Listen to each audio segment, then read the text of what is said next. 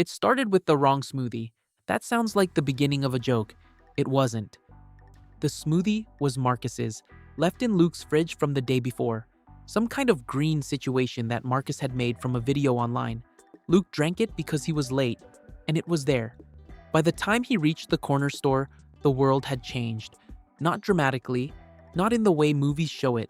White flash, dramatic music, the camera pulling back. Just quietly, the way a radio finds a frequency after static. One moment the signal wasn't there, then it was. Luke looked at the woman at the register. He could read her, not her mind. Something more specific than that. The pattern of her. What the expression on her face would shift to in 4 seconds. And then it shifted in 4 seconds. Then he texted Marcus. "Something is wrong with your smoothie." Marcus replied immediately, "Nothing is wrong with my smoothie." Luke texted, "I just predicted 3 things in a row before they happened." Marcus replied, "Give me 20 minutes."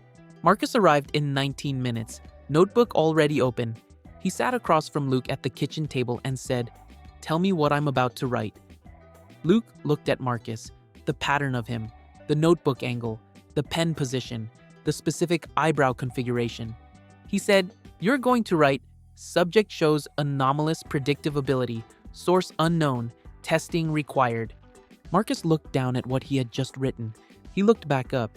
He said, "How long has this been happening?" Luke said, 40 minutes. Marcus said, "And you drank my smoothie." Luke said, "It was in my fridge." Marcus said, "There were 7 ingredients in that smoothie. I need to know which one did this." Luke said, "The 7th one, the powder you added at the end." Marcus wrote something, said, "You read that from my memory."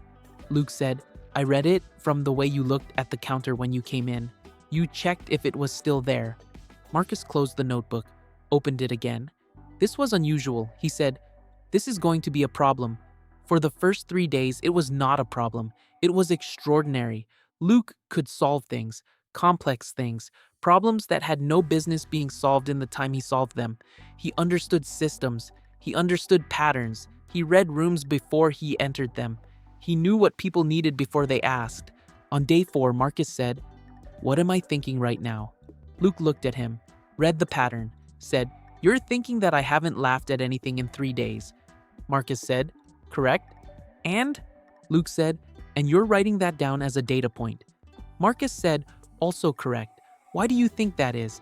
Luke said, "Because humor requires a gap between what you expect and what happens.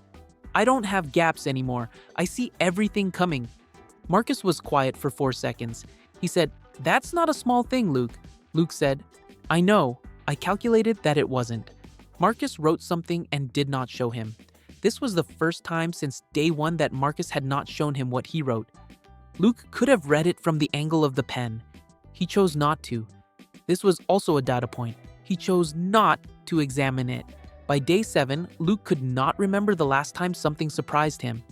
This sounds like a superpower. It felt like a window that had been painted shut from the inside. The world was completely visible and completely sealed. He could see everything and touch nothing.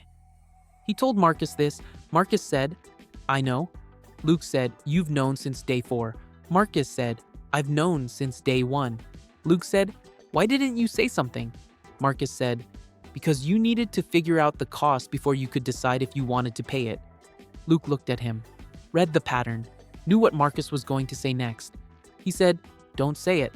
Marcus said, "Okay." Luke said, "Say it." Marcus said, "I didn't write 'What am I thinking' in my notebook on day 4. Luke said, "I know. You wrote something else." Marcus said, "Yes." Luke said, "I didn't read it." Marcus said, "I know." There was a silence, the uncomfortable kind, the kind that only exists when 2 people are circling something that needs to be said, and one of them can see every path the conversation could take and is choosing the hardest one. Luke said, "What did you write?" Marcus opened the notebook to day 4, turned it so Luke could see. It said, "The 100% brain can calculate everything except why some things are worth having even when they cost more than they return." Luke read it. He said, "That's what you think I'm losing." Marcus said, "That's what you've already lost. You just haven't calculated that yet because you've been avoiding that specific calculation." Luke sat with that. For the first time in 7 days, something arrived that he hadn't seen coming. Not because he couldn't have calculated it, because he had chosen not to. The thing that arrived was this. The $23 in his account had never bothered him when Marcus was sitting across from him. He had never once, in all the years of the $23 being a permanent condition, felt poor when Marcus was in the room. He had not calculated this before because it did not compute. It was not a data point he knew how to file. He said, "How do I turn it off?" Marcus reached into his bag, put a second container of green powder on the table. He said, "The 7th ingredient. Reversed. I've been working on it since day 2. Luke said, "Since day 2. Marcus said, "I told you it was going to be a problem." Luke looked at the powder, then at Marcus. He did not read the pattern this time.